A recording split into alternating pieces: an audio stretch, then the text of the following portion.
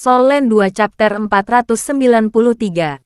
Wei Na sedikit memiringkan kepalanya dan merogoh sakunya, mengambil kantong kecil, dan memberikannya kepada Huo Yuhao. Ini adalah alat jiwa sinyal tingkat tertinggi dari pihak kita. Jika Anda memiliki ini, Anda tidak akan pernah diserang oleh pasukan ramah. Petik 2. Huo Yuhao secara alami memahami niat sang putri, dan dia tidak menolak hadiahnya, mengambilnya dan meletakkannya di sakunya sendiri. Wei Na menatapnya dalam-dalam dan berkata, Yuhao, rasa terima kasih tidak bisa disuarakan atas bantuan besar yang telah Anda berikan kepada kami. Saya akan mengingat itu. Saya perlu bergegas kembali agar saya bisa mencatat apa yang saya lihat hari ini. Kecerdasan seperti itu terlalu berharga. Petik 2. Baik, tanda pisah tanda pisah. Huo Yuhao berbalik dan menuju ke halamannya sendiri setelah menyaksikan Wei Na pergi. Dia merenungkan pengalamannya di udara saat dia berjalan. Alat jiwa ofensif terhubung terkait kuat. Serangan seperti itu mungkin akan sangat melukai bahkan Dou Luo berjudul. Untungnya, saya memiliki imitasi untuk menyembunyikan diri terus-menerus. Jadi saya tidak perlu menderita serangan terus-menerus. Kalau tidak, konsekuensinya bisa menjadi bencana. Setidaknya, Putri Wei Na tidak akan kembali dengan hidupnya. Namun, Huo Yuhao mulai merasa bahwa skala terbalik Beast God memiliki manfaatnya, dan semakin meningkat. Setidaknya, itu memberikan perlindungan baginya di saat-saat paling berbahaya. Kalau tidak, dia akan membutuhkan beberapa waktu untuk pulih jika dia kembali dengan cedera parah, meskipun tubuhnya sendiri cukup keras.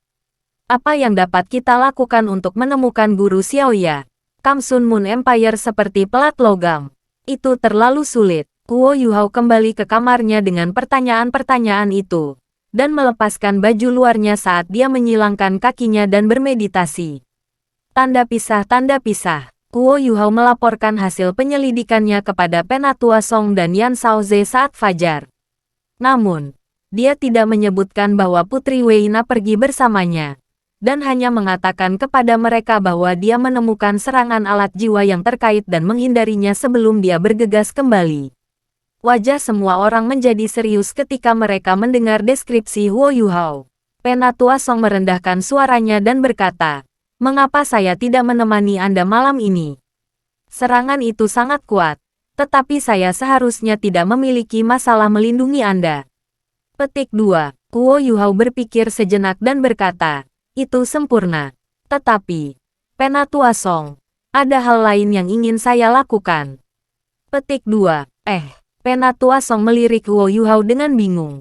Mata Huo Yuhao berbinar. "Aku ingin melihat seberapa jauh alat pengintai udara berbasis daratan Sun Moon Empire bisa mencapai. Kita hanya bisa memenangkan pertempuran jika kita memahami musuh kita sepenuhnya." Petik 2. Penatua Song mengangguk. Dia percaya bahwa dengan dia di sekitarnya, alat jiwa ofensif Sun Moon Empire terkait tidak mungkin menyakiti Huo Yuhao tidak peduli seberapa kuat mereka. Huo Yuhao tidak mendapatkan informasi yang akurat, tetapi dia bisa menebak bahwa kemajuan Kekaisaran Sun Moon dalam alat-alat jiwa pengawasan udara berbasis darat kemungkinan terjadi karena beberapa kerugian yang dia sebabkan pada mereka. Alat jiwa pengintai udara berbasis darat mereka mungkin dikembangkan khusus untuknya. Lebih jauh, dia bisa yakin bahwa itu adalah detektor osilasi. Untuk dapat menargetkan detektor osilasi yang begitu tinggi di langit sangat menakjubkan, bahkan jika gelombangnya terkompresi. Kekaisaran Sun Moon memiliki keunggulan absolut dalam kemampuan industri mereka. Tanda pisah tanda pisah. Kota Radiant Kekaisaran Sun Moon. Di dalam istana kerajaan, ada ruangan yang sunyi, sangat besar, luasnya hampir 200 meter persegi, dihiasi dengan kemewahan dan tontonan yang hanya dimiliki keluarga kerajaan. Seorang pemuda tampan duduk di sebelah meja dan makan beberapa makanan lezat, dan dia tampak seperti benar-benar menikmati dirinya sendiri. Ketukan lembut terdengar di pintu. Mata pemuda itu langsung menyala saat dia dengan cepat berdiri dan melirik ke arah pintu. "Silakan masuk." Pintu terbuka, dan seorang wanita cantik mengenakan pakaian istana berjalan masuk. Rambutnya diikat menjadi sanggul di atas kepalanya, dan gaun emasnya yang mewah membuatnya tampak lebih mulia dan elegan. Kulitnya putih dan hampir bening. Seperti air akan keluar jika seseorang meremas kulitnya. Pintu tertutup. Dan suasana ruangan langsung menjadi jauh lebih menyenangkan dengan seorang wanita cantik di dalamnya. Kakak kerajaan. Pemuda itu diam-diam menelan saat dia memanggil dengan lembut. Iya, gadis itu sedikit memerah. Dan dia tampak malu-malu dan malu-malu saat dia perlahan berjalan menuju meja. Apakah kamu tidak akan meminta saya untuk duduk? Oh, silakan duduk. Pemuda yang berpakaian mahal itu berbicara sedikit canggung. Gadis itu perlahan-lahan duduk ketika dia menundukkan kepalanya dan berkata dengan malu. Aku sedikit gugup, saudara kerajaan. Aku sedikit gugup juga. Kenapa kamu tidak makan dulu, kakak? Pemuda itu menatap leher gadis itu, yang menyerupai angsa yang anggun. Dan gairah di matanya perlahan-lahan tercetus bahkan suaranya mulai bergetar sedikit. Dia sudah lama merindukan gadis ini, tetapi tidak pernah punya keberanian untuk melakukan apapun tentang itu. Siapa yang tahu bahwa kesempatan luar biasa seperti itu akan menimpanya hari ini? Ini jauh lebih indah daripada camilan dari para dewa. Camilan ini bukan hanya camilan, tapi juga sangat lezat. Gadis itu perlahan mengangkat kepalanya saat dia menggigit bibir bawahnya dan berkata dengan lembut, apakah kamu benar-benar berani, saudara kerajaan? Pemuda itu tertegun sejenak sebelum dia terkekeh dan berkata, tentu saja, saya biasanya tidak berani. Tetapi ini adalah perintah, dan merupakan sesuatu yang saudara lelaki kerajaan saya ingin saya lakukan. Apalagi yang harus saya takuti? Adikku sudah mengurungku selama berhari-hari untuk merahasiakan ini. Tapi saya merasa semuanya layak. Tidak peduli berapapun harga yang harus saya bayar ketika saya melihat Anda. Kamu sangat cantik, saudari kerajaan. Petik 2. Gadis itu tersenyum polos dan berkata, karena kamu tahu dia ingin merahasiakan ini. Tidakkah kamu takut sekali hal itu dilakukan? Dia akan membunuhmu karenanya. Pemuda itu tertawa dan berkata, bagaimana itu mungkin? Kami adalah sepupu. Dan dalam hierarki keluarga, saya berada di antara beberapa orang pertama yang akan menjadi pewaris tahta. Tanpa perintah keluarga, siapa yang berani menyentuhku? Saudaraku belum berada di atas tahta terlalu lama. Dan meskipun dia tampaknya cukup stabil di sana, jika dia berani menyentuhku, Petik 2. Gadis muda itu menghela nafas dan berkata, kamu terlalu banyak berpikir, saudara kerajaan, dan kamu telah meremehkan metode kakakmu. Jika dia berbelas kasih, bagaimana dia bisa menjadi kaisar? Petik 2. Ekspresi pemuda itu sedikit berubah ketika dia merendahkan suaranya dan berkata, apa maksudmu, saudara perempuan kerajaan? Gadis muda itu tersenyum dan menggelengkan kepalanya. Aku tidak bermaksud apa-apa. Aku hanya ingin kamu mengerti sebelum kamu mati. Petik 2. Kamu. Pemuda itu tiba-tiba berdiri. Tiba-tiba, dia merasakan gelombang pusing melintas di kepalanya ketika dia menatap gadis di depannya dengan tatapan tak percaya di matanya. Gadis itu perlahan berdiri, dan aroma samar tapi harum di tubuhnya membasahi saat dia meraihnya. Tubuh pemuda itu segera terbang mundur dan mendarat di tempat tidur saat dia kehilangan kesadaran. Wajah gadis muda itu, yang semula memiliki senyum tipis, di atasnya, langsung menjadi dingin. Maaf, saudara kerajaan, salahkan saudaramu jika kau ingin menyalahkan seseorang. Dia memegang benda tajam berbentuk paku di tangannya saat dia berbicara dan berjalan menuju tempat tidur. Tanda pisah, tanda hubung. 15 menit kemudian, gadis itu muncul di dalam aula kerajaan. Sudah selesai. Yang mulia, gadis itu berbicara dengan lembut. Orang yang duduk di atas tahta itu tidak lain adalah Kaisar Kekaisaran Sunmun, Su Tianran. Sedangkan gadis berpakaian mewah adalah Juzi. Terima kasih, Juzi. Silakan berdiri. Su Tianran melambaikan tangannya padanya dengan senyum di wajahnya. Namun, seseorang dapat melihat dengan cermat setelah memeriksa bahwa senyumnya mengandung semacam kecanggungan dan kepahitan yang sulit dideteksi. Su Tianran berkata, pergi dan siapkan. Anda harus mulai sesegera mungkin untuk mempertahankan aktivitas. Dokter kerajaan sudah siap. Petik 2. Ya, Yang Mulia. Juzi mengangguk dengan lembut saat dia berbalik untuk pergi. Dia baru saja berjalan keluar dari aula ketika bayangan gelap tanpa suara muncul di tempat dia berdiri. Dia berlutut dengan satu kaki ke Su Tianran dan melaporkan, Pangeran Tianhe telah meninggal. Dan itu dikonfirmasi bahwa permaisuri melakukannya sendiri. Hidupnya diambil dalam satu pukulan. Jantungnya ditusuk. Dan dia meninggal. Petik 2. Baiklah. Kamu bisa pergi. Beritahu dokter kerajaan untuk menemui saya setelah diperiksa. Jawab Su Tianran dengan dingin. Iya, bayangan gelap pergi tanpa suara ketika Su Tianran secara bertahap berdiri dan mondar-mandir di ruangan dengan kaki palsunya. Wajahnya mendung. Darah Pangeran Tianhe sangat murni. Dan meskipun dia malas dan tidak memiliki peringkat kultivasi yang tinggi, dia adalah target yang paling cocok. Su Tianran merasa hatinya dipotong oleh pisau.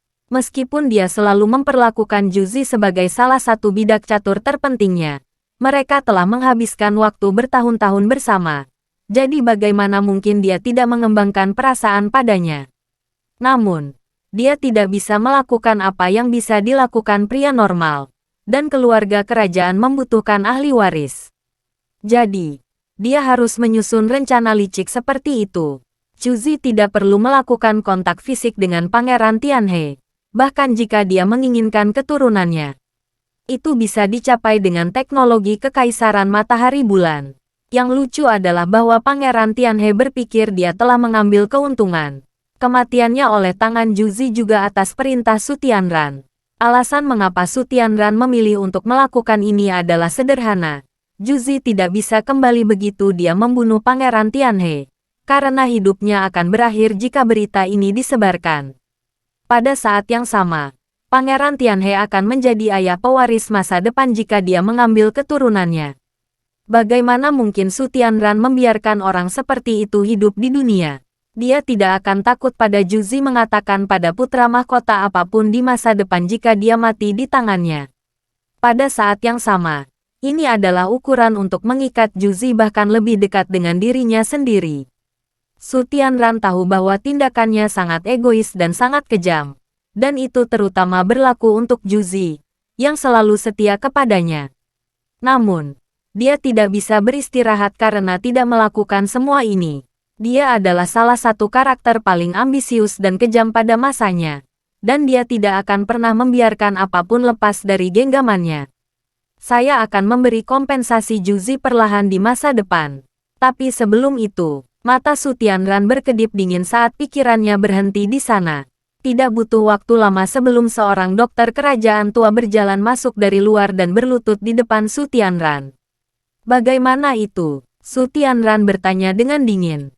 Tabib istana sengaja menurunkan suaranya dan berkata, Yang mulia, permaisuri masih sempurna. Es di wajah Su Tianran sebagian besar menghilang setelah dia mendengar kata-kata dokter. Dia merasa seolah-olah beban yang sangat besar telah diangkat dari dadanya saat dia bergumam pelan. Maaf, Juzi, aku terlalu banyak berpikir. Aku akan memperlakukanmu dengan baik selama kamu tidak mengkhianatiku. Dia kemudian berkata kepada pria yang berlutut di lantai. Anda bisa pergi, tabib istana, dan merawat permaisuri. Pastikan ini berjalan baik. Petik 2. Ya, kata tabib istana dengan hormat. Yakinlah, Yang Mulia, saya telah memeriksa tubuh permaisuri berkali-kali. Dia sangat sehat, dan hari ini adalah waktu yang paling tepat baginya untuk hamil. Saya lebih dari 90% yakin bahwa saya dapat membantu permaisuri hamil. Petik 2. Tabib istana hanya berbicara dengan jujur, tetapi dia sama sekali tidak menyadari bahwa kalimat terakhirnya terdengar samar-samar ambigu. Dan mata Su Tianran berkedip-kedip membunuh sebagai tanggapan. Tentu saja, dari awal hingga akhir, dia tidak akan pernah membiarkan siapapun yang ada hubungannya dengan hidup ini. Pergilah, setelah selesai, saya akan membalas Anda dengan berat. Petik 2. Terima kasih, Yang Mulia. Tanda pisah, tanda pisah. Juzi juga berada di ruangan yang sunyi. Dia berbaring di tempat tidur, hanya ditutupi oleh gaun putih bersih. Matanya sangat tenang, tetapi ada sejuk di dalam diri mereka. Su Tianran, Su Tianran, Su Tianran. Chuzi mengulangi nama itu terus-menerus di dalam hatinya. Su Tianran, aku belum salah menilaimu. Saya telah sangat setia kepada Anda. Tetapi Anda memperlakukan saya seperti ini. Bagus, sangat bagus. Sangat disayangkan bahwa tidak peduli seberapa cerdas Anda. Anda tidak mengerti bahwa saya sudah siap untuk semua ini. Bagaimana saya bisa melahirkan anak untuk orang asing? Suara hangat tabib istana datang kepadanya. Apakah kamu siap, Permaisuri? Anda mungkin merasakan beberapa rasa sakit sebentar. Petik 2. Baiklah. Dokter kerajaan, Anda bisa mulai. Jawab Juzi dengan jelas. Baik-baik saja, maka tolong beri saya benih yang telah Anda siapkan. Dokter kerajaan berbicara dengan hormat. Juzi mengangkat tangannya, dan tabung logam kecil muncul di tengah telapak tangannya saat dia perlahan menyerahkannya ke dokter. Ada sedikit kelembutan pada ekspresi wajahnya pada saat ini, dan nama Su Tianran secara bertahap menghilang dari benaknya, sementara nama lain menggantikannya. Tanda pisah, tinggi di langit malam, 4.500 meter. Huo Yuhao melayang diam-diam di udara. Dia sudah muncul sekali lagi di atas kam tentara Kekaisaran Sun Moon. Dia memastikan dia sama waspada dengan dia saat dia diam-diam mengamati kemah tentara di bawahnya. Pada saat yang sama, ia mencoba merasakan bahaya apapun yang bisa muncul kapan saja. 4.500 meter. Aku bertanya-tanya apakah alat jiwa pengintai udara darat Sun Moon Empire masih bisa menemukanku. Huo Yuhao menyipitkan matanya sedikit saat dia mengulur waktu dengan tenang. Beberapa menit berlalu dengan cepat, tetapi tidak ada yang terjadi di bawahnya. Lampu merah yang dia temui malam sebelumnya tidak muncul. Senyum tipis perlahan muncul di sudut mulut Huo Yuhao. Matanya menatap sesuatu yang samar-samar terlihat di kejauhan. Awan yang melayang di udara. Dia mempertahankan posisi aslinya. Diam-diam menunggu sesuatu. Tiba-tiba, bola kabut hitam turun dari langit tanpa peringatan dan menyelimuti posisinya. Huo Yuhao tampak sedikit terkejut ketika dia segera menghilangkan imitasi dan mengungkapkan dirinya di udara. Cek. Saya pikir, guru jiwa kuat mana lagi yang bisa melakukannya. Tapi kamu hanya anak kecil. Kamu hanya seorang sage jiwa. Dan kamu berani memata-matai kam tentara Kekaisaran Sun Moon. Suara serak yang tidak enak didengar bisa terdengar. Dua bayangan hitam tiba-tiba muncul 50 meter jauhnya dari Huo Yuhao saat awan yang dia lihat menghilang. Awan kabut hitam menyerangnya dalam lingkaran dari segala arah dan mengelilingi Huo Yuhao. Sementara dua bayangan hitam menatapnya dengan waspada. 2 cincin kuning, 2 ungu, dan 5 jiwa hitam bersinar pada orang yang berbicara. Bayangan hitam lainnya, yang tidak mengeluarkan suara, memiliki kombinasi cincin jiwa yang lebih kuat. Dia memiliki 1 cincin jiwa kuning, 3 ungu, dan 5 jiwa hitam. Mereka berdua berjudul Douluo, lebih jauh. Aura yang keluar dari tubuh mereka terasa sangat jahat dan jahat. Tuan-tuan jiwa jahat, Huo Yuhao berseru kaget. Nak, tidakkah menurutmu sudah terlambat bagimu untuk menyadari hal itu? Pria berkulit hitam yang berbicara sebelum melayang ke arah Huo Yuhao saat dia berbicara. Cahaya hitam kebiruan secara bertahap tumbuh lebih besar di belakangnya. Bayangan cahaya hitam kebiruan ini tampak sangat menakutkan. Pada awalnya, itu terlihat seperti tengkorak, tetapi Huo Yuhao hanya bisa melihat setelah membengkak bahwa itu adalah wajah manusia yang pucat. Dia bahkan tidak bisa memastikan apakah wajah ini laki-laki atau perempuan, karena belatung hitam kebiruan menjijikkan yang tak terhitung jumlahnya merayapi semuanya. Pria hitam lainnya tidak mengeluarkan suara dari awal hingga akhir. Cahaya bersinar dari belakangnya juga, tapi cahaya ini berwarna hijau gelap dan mengembun menjadi kelabang besar dengan satu mata di dahinya yang berayun lembut di udara. Wajah Huo Yuhao benar-benar pucat. Wow, 2 iblis berjudul Douluo. Evil Titlet Douluo adalah individu-individu menakutkan yang sebanding dengan Douluo transenden di dunia para penguasa jiwa. Huo Yuhao tampak gemetar ketakutan. Sudah terlambat untuk takut. Kami berdua tidak harus melakukan perjalanan ini jika kami tidak harus menangkapmu hidup-hidup. Baiklah, nak, ikuti kami. Kalau tidak, saya akan membiarkan Anda merasakan masker roh pembalasan dendam saya. Aku akan membiarkannya memakan rohmu sedikit demi sedikit. Dan perasaan itu, tes. Masker pembalasan dendam roh. Ini adalah pertama kalinya Huo Yuhao mendengar jiwa bela diri seperti itu. Sepertinya jiwa bela diri yang bermutasi. Dan itu pasti jiwa bela diri yang jahat. Dua senior. Aku hanya pengintai yang bertanggung jawab untuk mengumpulkan intelijen. Mengapa Anda harus membuat masalah bagi saya? Huo Yuhao memaksakan tawa saat dia berbicara. Hahaha, nak. Anda tidak perlu menghina kami dengan kata-kata. Apakah Anda akan membiarkan kami menangkap Anda tanpa melawan? Atau apakah kita harus bergerak pada Anda? Petik 2. Huo Yuhao mengertakkan gigi dan berkata, aku bisa membiarkanmu menangkapku. Tapi bisakah aku tahu gelarmu? Setidaknya, saya akan tahu tangan siapa saya jatuh. Petik 2. Master jiwa jahat yang memiliki topeng roh pembalasan berkata, tidak ada salahnya untuk memberitahu Anda. Saya adalah Maskuret Douluo. Dan ini adalah Douluo Kelabang Surgawi. Petik 2. Aku tidak berharap kita bertemu lagi. Lagi pula kau adalah mata-mata. Suara yang familiar dapat didengar. Dan itu berasal dari Douluo. Yang belum berbicara sama sekali sampai saat ini. Dia tiba-tiba mengangkat kerudung hitam yang menutupi wajahnya dan menampakkan dirinya. Ekspresi Huo Yuhao berubah sedikit ketika dia melihatnya. Karena dia tahu tuan roh jahat ini. Dia adalah Master Aliansi Duskwater. Dan dia tampaknya adalah penatua kedua Gereja Roh Kudus. Huo Yuhao selalu berhati-hati. Dan itulah alasan mengapa dia akan selalu mengubah penampilannya bahkan ketika dia melakukan pengawasan udara. Namun, tampilan yang dia pilih untuk diambil adalah sama dengan identitas yang dia gunakan untuk berpartisipasi dalam turnamen rekayasa jiwa elit. Kota Radiant, Tang Wu. Dia langsung dikenali oleh Nangong Wan. Kami akhirnya bertemu lagi. Aliansi Master Nangong. Jawab Huo Yuhao. Tetapi ekspresinya tampak jauh lebih tenang daripada sebelumnya. Nangong Wan mengertakkan gigi ketika melihat Huo Yuhao. Huo Yuhao telah membantu aliansi Duskwater akhirnya memenangkan kejuaraan selama turnamen rekayasa jiwa elit Kota Radiant, dan mengambil semua hadiahnya. Nangong Wan siap menerimanya sebagai muridnya saat itu, tetapi karena penampilan Huo Yuhao terlalu luar biasa, dan terutama karena necromancy-nya, bahkan wakil pemimpin Gereja Roh Kudus memperhatikannya. Dia percaya bahwa dia adalah putra suci Gereja Roh Kudus yang belum muncul di dunia ini. Tapi siapa yang tahu bahwa Huo Yuhao akan segera menghilang setelah kompetisi, dan mengambil logam langka yang tak terhitung jumlahnya, jarum ilahi Sun Moon, dan cangkang meriam jiwa stasioner kelas 9, badai penghancuran.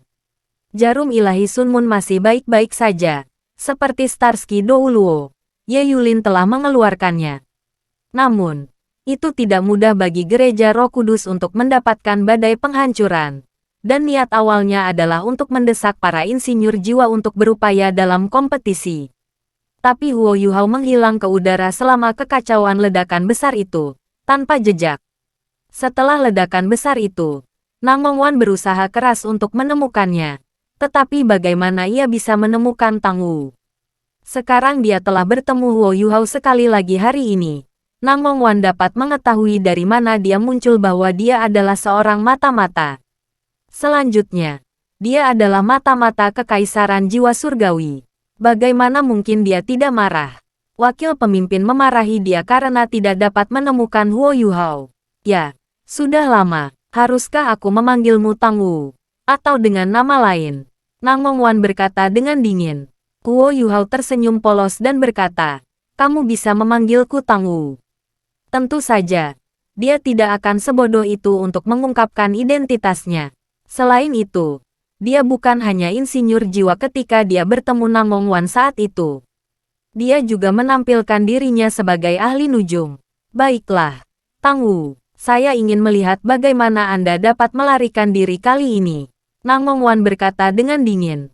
Huo Yuhao menyeringai dan berkata, lari. Kenapa saya harus lari? Kalian berdua adalah orang-orang yang tidak boleh melarikan diri nanti. Petik 2. Maskuret Douluo dan Heavenly Centipede Douluo tertegun sejenak ketika bayangan hijau melesat ke arah mereka seperti hantu dari jauh. Butuh beberapa kedipan mata baginya untuk tiba di samping Huo Yuhao. Bukankah itu Green Shadow Douluo? Penatua Song. Huo Yuhao telah pergi pada saat yang sama dengan Penatua Song. Tetapi mereka tidak bepergian bersama. Huo Yuhao menarik perhatian alat pengintai udara dari darat dari ketinggian 4.400 meter di langit. Sementara Penatua Song mengawasinya dari ketinggian 6.000 meter. 6.000 meter adalah batas yang bisa dicapai manusia. Dan tidak ada yang bisa mencapai ketinggian itu selain Douluo Transcendent. Alat jiwa pengawasan Sun Moon Empire tidak mungkin mencapai ketinggian itu. Namun, Huo Yuhao tidak menyangka akan bertemu dua setan jahat. Judul Douluo yang ingin menangkapnya hidup-hidup. Ini adalah kejutan yang tak terduga tetapi menyenangkan. Jika dia bisa menangkap Titoul Douluo, akan jauh lebih mudah baginya untuk menemukan lokasi Tangya. Ekspresi Heavenly Centipede Douluo dan Masquerade Douluo membeku sedikit ketika Penatua Song muncul. Mereka belum merasakan kehadiran individu yang kuat ini di sekitar mereka sebelum ini. Selanjutnya, Penatua Song telah tiba terlalu cepat. Dia sudah di depan mereka ketika mereka melihatnya. Mereka tahu dari kecepatannya bahwa dia tidak diragukan lagi seorang Douluo Transcendent. Penatua Song melayang dengan tenang di udara. Ekspresinya sangat kasual dan polos. Tapi itu cukup untuk memberi dua tekanan besar pada tuan-tuan roh jahat itu.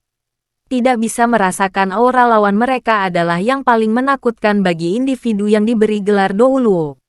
Alasannya adalah karena mereka melihat dengan mata kepala sendiri bahwa Penatua Song telah turun dari atas. Dan dengan kecepatannya, dia pasti berada di ketinggian lebih dari 5.500 meter. Dia bisa menyembunyikan auranya dengan saksama. Dia pastinya seorang Douluo Transcendent. Keuntungan dari Master Roh Jahat tidak begitu jelas lagi pada tingkat Transcendent Douluo. Lebih jauh lagi, Tuan-Tuan Roh Jahat sendiri mengalami kesulitan menjadi berjuluk Douluo. Sementara menjadi Douluo Transcendent bahkan lebih menantang. The Masquerade Douluo berada di peringkat 91. Sementara Namong Wan sedikit lebih kuat di peringkat 92. Mata Namong Wan menyipit sedikit seperti cahaya perak yang intens bersinar dari mereka. Proyeksi kelabang raksasa di belakangnya tampak menjadi hidup ketika diputar. Sementara 9 cincin jiwanya berkedip samar. Aura mengerikan Masquerade Douluo menjadi semakin padat. Dan wajah manusia yang menakutkan itu terus maju ketika mencoba untuk menyelimuti Huo Yuhao dan Penatua Song. Penatua Song hanya berdiri di sana. Namun dia tampak sangat santai. Karena dia bahkan tidak melepaskan jiwa bela dirinya. Huo Yuhao tiba-tiba bergerak. Dia mundur bukannya mendorong ke depan. Dan menghilang di belakang Penatua Song dengan cepat. Semua orang mulai bergerak bersama. Dan dua tuan roh jahat segera membuat gerakan mereka pada saat yang sama dengan Huo Yuhao. Wajah manusia yang sangat besar di belakang Masquerade Douluo tiba-tiba mendorong ke depan dan membayangi Huo Yuhao dan Penatua Song. Tangisan menyakitkan bergema di seluruh langit. Sangat menakutkan. Cincin jiwa kedua, ketiga, dan keempat Masquerade Douluo bersinar satu demi satu. Proyeksi itu begitu besar sehingga Douluo Surgawi Lipan benar-benar diblokir di belakangnya. Huo Yuhao sudah berada di belakang Penatua Song. Tetapi dia masih bisa merasakan kekuatan yang kuat menarik jiwanya. Seolah-olah hendak menghancurkan rohnya. Lebih jauh lagi, dia bisa merasakan benang dingin yang menyeramkan padanya dari segala arah. Sudut mulut Huo Yuhao melengkung menjadi senyum dingin. Apakah kita bertarung dengan kekuatan spiritual sekarang? Cincin jiwa Huo Yuhao segera menutupi seluruh tubuhnya. Saat ia menggunakan imitasi untuk menampilkan warna normal. Sementara cincin jiwa ketiganya bersinar dan berubah menjadi lingkaran putih, enfiblement massa. Huo Yuhao sudah terhubung dengan Penatua Song dengan membagikan deteksi spiritualnya. Dan dia merentangkan deteksi spiritualnya ke seluruh area di sekitar mereka. Huo Yuhao tidak hanya menutupi medan perang, dia juga meliput area luas di luar medan perang. Dia pasti akan menemukan musuh lain jika mereka muncul. Ini adalah pertama kalinya Huo Yuhao bekerja bersama dalam pertempuran dengan guru jiwa sekuat Song Elder. Dia merasa sedikit gugup, tetapi dia lebih bersemangat. Karena bertarung dengan dan melawan Titlet Douluo adalah pengalaman yang terlalu berharga. Selain itu, dia sama sekali tidak dalam bahaya dengan individu yang sekuat Song Elder di sekitarnya. Efek Mass Enfeeblement cukup jelas, karena wajah manusia yang menahannya menjadi sedikit lebih ilusi. Mata takdir Huo Yuhao tiba-tiba terbuka pada saat yang sama.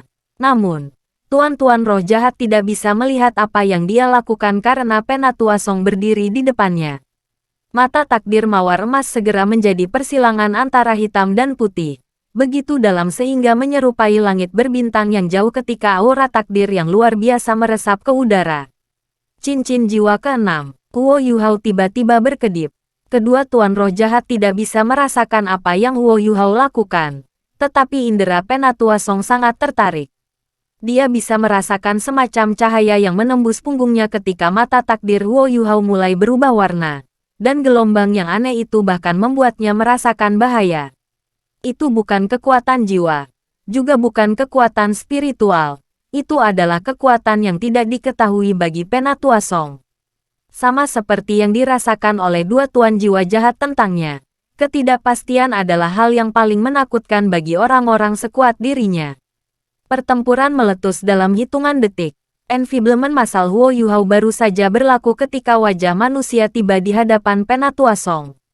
Penatua Song mengangkat tangan kanannya dan menggunakannya sebagai bilah saat dia mengirisnya melintasi langit. Bayangan hijau gelap melintas dan menghilang saat wajah manusia langsung terpotong menjadi dua. Tapi itu belum semuanya. Bayangan hijau redup yang tampaknya tidak terlalu kuat sama sekali segera tiba di depan Masquerade Douluo. Masquerade Douluo merasakan jantungnya berdetak kencang. Cahaya di depannya berkerut sedikit ketika dia dengan cepat mundur. Dan tubuhnya bergetar di saat berikutnya ketika bayangan gelap menghilang. Namun, sepertinya ada semacam energi cair yang menghilang di depannya. Kelabang hijau gelap yang sangat besar membentang di langit pada saat ini. Dan meniup kabut hijau gelap berbisa ke arah Penatua Song. Kabut berbisa ini sangat unik. Dan tampak sebagai partikel kecil yang tak terhitung jumlahnya saat menutupi langit. Penatua Song mendorong telapak tangannya ke depan, dan kekuatan jiwanya yang kuat menembus kabut berbisa, namun tidak melakukan apapun untuk menghentikannya. Tepat pada saat ini, sebuah balok gelap menembak tanpa suara dari mata takdir Huo Yuhao dan menabrak Masquerade Douluo, yang masih mundur ke kejauhan. Saat itu malam hari. Dan cahaya tinggi di langit sudah redup. Warna hitam sinar itu sama dengan langit malam, dan juga tidak memiliki kekuatan jiwa atau kekuatan spiritual. Song Elder merasakan sinar hitam Huo Yuhao yang paling dalam ketika dia menembakkannya. Dia merasa merinding di sekujur tubuhnya, dan sekali lagi takjub. Kabut berbisa tidak dihilangkan, tetapi itu tidak cukup untuk membuat seseorang sekuat Song Elder. Lampu hijau menyala saat dia membawa Huo Yuhao beberapa puluh meter jauhnya dan melarikan diri dari efek kabut yang berbahaya. Lagi pula Song Elder adalah master jiwa tipe agility. The Masquerade Douluo menggigil kedinginan ketika dia terkena sinar hitam itu. Sesuatu yang tidak diketahui terjadi. Dan perasaan tidak menyenangkan segera menjalari seluruh tubuhnya. Apa yang salah dengan saya? Masquerade Douluo terkejut. Tetapi serangannya tidak berhenti. Dia mengangkat tangannya ketika jari-jarinya mulai bergerak seolah dia mengendalikan sesuatu. Huo Yuhao dan Penatua Song telah bergeser secara horizontal dalam sekejap. Tetapi bayangan yang berputar segera mulai bergetar dengan kuat di sekitar mereka. Wajah Penatua Song sedikit berubah. Karena dia dapat dengan jelas merasakan bahwa bayangan yang berputar ini tampaknya mengandung kekuatan yang sangat aneh yang memperlambat reaksi dan gerakannya. Dia tidak hanya merasakan gerakannya lambat, dia bahkan bisa merasakan bahwa pikiran dan pikirannya juga melambat. Itu adalah master jiwa tipe kontrol. Apakah Masquerade Douluo sebenarnya adalah master jiwa tipe kontrol? Tidak ada pertanyaan bahwa Heavenly Centipede Douluo adalah seorang guru jiwa tipe serangan. Dan seorang guru jiwa tipe serangan yang bekerja sama dengan guru jiwa tipe kontrol adalah jaminan terbaik untuk melepaskan potensi penuh mereka. Ini bukan pertama kalinya Namong Wan dan Masquerade Douluo bekerja bersama. Namong Wan segera melancarkan serangannya di sisi lain begitu Masquerade Douluo bergerak. Bayangan kelabang tiba-tiba tumbuh material, sementara tubuh Namong Wan menghilang. Kelabang raksasa yang berkelap-kelip dengan warna hijau gelap segera membengkak, dan kerangka raksasa segera menabrak Penatua Song dan Huo Yuhao. Butuh nafas pendek sebelum tumbuh hingga lebih dari 50 meter, sementara ratusan pasang kakinya menyentuh Huo Yuhao dan Penatua Song. Jiwa bela diri tubuh sejati. Serangan yang paling kuat yang berjudul Dou Luo adalah ketika dia berubah menjadi jiwa bela diri True Body dan meluncurkan serangan langsung. Bahkan Dewa Bis, Ditian, adalah pengecualian untuk fakta ini. Penguasa jiwa dengan jiwa binatang memiliki gaya pertempuran yang mirip dengan binatang jiwa tingkat atas begitu mereka menjadi orang bijak jiwa. Penatua Song melambat ketika Nangong Wan memulai serangannya. Maskuret Dou Luo bersinar dengan cahaya, tetapi wajah manusia dari sebelumnya tidak muncul kembali. Sebaliknya, lebih banyak bayangan ilusi yang muncul. Mereka jelas belatung putih pucat, dan mereka mengepung Penatua Song dan Huo Yuhao ketika mereka membentuk formasi. Undulasi spiritual yang aneh terpancar dari setiap belatung, dan mengganggu Huo Yuhao dan Penatua Song. Mata takdir Huo Yuhao bersinar sekali lagi pada saat ini, ketika udara di sekelilingnya dan Penatua Song lebih dari beberapa puluh meter persegi bergetar hebat. Itu adalah gelombang kekuatan jiwa. Dan gempa itu datang dari roh dan jiwanya. Ledakan spiritual. Ledakan tanpa suara meledak ketika belatung yang memancarkan undulasi spiritual segera membeku. Dan efek pembatasnya tiba-tiba berakhir. Mata Penatua Song segera menjadi jernih saat cahaya hijau meletus dari tubuhnya. Dia tidak peduli dengan kelabang raksasa yang bergegas ke arahnya. Dan panggilan elang terdengar saat dia berubah menjadi sinar hijau yang intens dan langsung menuju Maskuret Dou Luo. Dia adalah rank 97 berjudul Dou Luo, dan kecepatannya terlalu menakutkan ketika dia menggunakan kekuatan penuhnya. Tuan jiwa tipe agility dikenal karena kecepatan dan kemampuan menyerang mereka, sementara mereka relatif lebih lemah dalam pertahanan. Penatua Song adalah salah satu dari guru jiwa tipe agility terkuat di dunia saat ini. Jika ada yang bisa melihat apa yang dia lakukan, mereka akan melihat bahwa Penatua Song segera berubah menjadi Green Shadow Godly Eagle ketika dia menyerbu ke depan. Green Shadow Godly Eagle ini tidak terlalu besar. Lebar sayapnya mencapai kurang dari 4 meter. Itu jauh lebih kecil dan tidak menakutkan dibandingkan dengan kelabang yang sangat besar itu. Tetapi karakteristik elang yang paling menakutkan adalah kenyataan bahwa tidak ada yang bisa melihatnya dengan jelas. Bahkan Huo Yuhao tidak bisa melihatnya dengan mata rohnya. Karena dia terlalu cepat. Dia sangat cepat sehingga dia hampir mencapai kecepatan yang dapat dicapai teleportasi instan. Huo Yuhao samar-samar bisa melihat beberapa afterimages melayang di udara ketika Penatua Song muncul di belakang Maskuret Dou Luo. Belatung yang tak terhitung jumlahnya segera meledak dan melebur menjadi go saat mereka menghilang di udara dimanapun dia menyeberang. Gelar Maskuret Dou Luo bukan karena jiwa bela dirinya adalah topeng. Jiwa bela diri Maskuret Dou Luo adalah magot iblis. Jiwa bela diri aneh yang membutuhkan jiwa manusia untuk berevolusi. Selanjutnya, Maskuret Dou Luo adalah yang paling suka mengonsumsi otak semua jenis makhluk hidup. Jiwa bela dirinya akan meningkat dengan setiap contoh konsumsi.